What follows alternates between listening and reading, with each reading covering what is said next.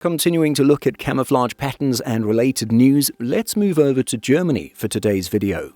According to a German media outlet which spoke to a military representative, the Bundeswehr will be replacing military uniforms in the Flecktarn camouflage pattern in favor of a universal pattern, what is called a Multitarn.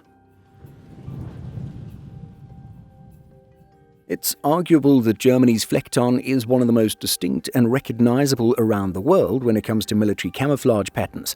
Having been around for decades, some have grown quite attached to the spotted design. Unfortunately for those who love seeing it worn by German forces, they'll eventually need to get used to something new. The German media outlet Hartpunkt was first to report the news, citing sources in the army authorized to speak on the matter. It's been reported that the Bundeswehr, for quite some time now, has been quite resistant to changing the pattern and replacing Flecktarn. Only recently has the Ministry of Defense changed its attitude. Sometimes people who are resistant to change are looked down upon. However, when it comes to camouflage patterns, it can be a fair position. If a pattern works, why change it, right? But there are reasons to change. Reasons which we'll cover later in this video. And so, the Bundeswehr has decided to start purchasing personal equipment in the new camouflage pattern starting in 2026.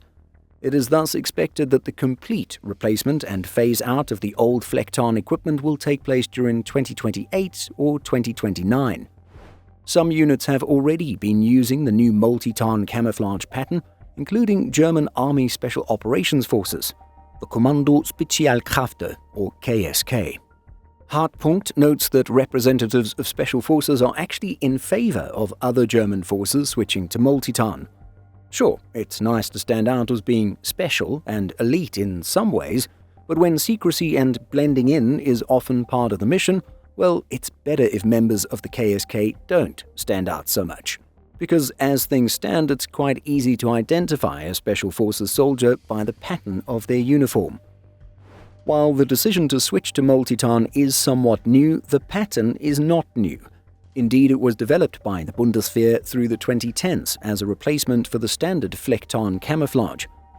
As stated by the website Multitarn, the goal of a Multitarn was to be a camouflage pattern that, while not the best option for a particular environment, offered the best possible camouflage for a variety of operational conditions. Multitarn is not the best pattern in as many operational environments as possible, but it is not the worst pattern in as many operational environments as possible, the aforementioned study by a Bundeswehr Research Institute states. According to the study, the new camouflage pattern will allow German infantry to operate effectively in green European mixed forests as well as in urban areas and suburbs. And this highlights why changes needed to take place. Conflicts these days are taking place not just on conventional battlefields and forests, but also in built-up/urban areas. The idea of switching to some sort of multicam can make for some heated and lively discussion and conversation. To some, a pattern that intends to work in multiple environments will end up working poorly in all environments. Of course, this is a position that is up for debate and is far from being a proven rule. Nonetheless, a transition to some sort of multi-environment pattern is more or less a global trend for military forces. The US Army was one of the first to do this with their UCP. This pattern seemed to prove that a design meant for multiple environments simply failed everywhere.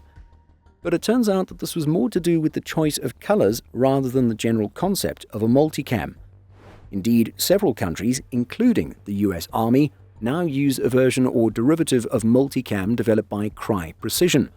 Put a US Army service member next to soldiers from the British and Danish armies, and you might have trouble telling them apart.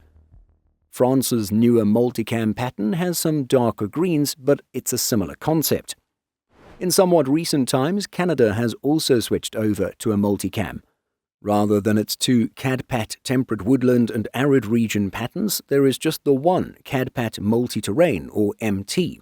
The Canadian government says that this multicam, quote, provides outstanding performances across the widest range of environments in which Canadian soldiers are likely to operate. When it comes to the Baltics, we noted in an older video that Estonia and Latvia have uniforms that are specifically for woodlands and have other versions specifically for arid regions. Lithuania is the only one out of the three Baltic countries that has a multicam. Latvia notably switched away from a multicam for its current uniforms, highlighting that its fractal pattern was best suited to Latvian woodlands. We can see that Germany's neighbour, the Netherlands, has also stuck to multiple versions for different environments. Its research process concluded that having multiple versions for different environments worked better than one multicam. Interestingly, however, its somewhat new M19 NFP, which stands for Netherlands Fractal Pattern, has more of a Flecktarn design reminiscent of the current pattern used by the German military. When asked why the military didn't just adopt Flecktarn, it was stated by a representative that, as Dutch armed forces, we want to make ourselves known as such abroad. And so it looks like enduring the cost and time-intensive process of developing a new and unique pattern was very much tied to national identity for the Dutch. But to wrap things up, we'd love to hear your thoughts and opinions on Germany's decision to transition from the classic Flecktarn to a Multitarn. Leave a comment down below and let us know.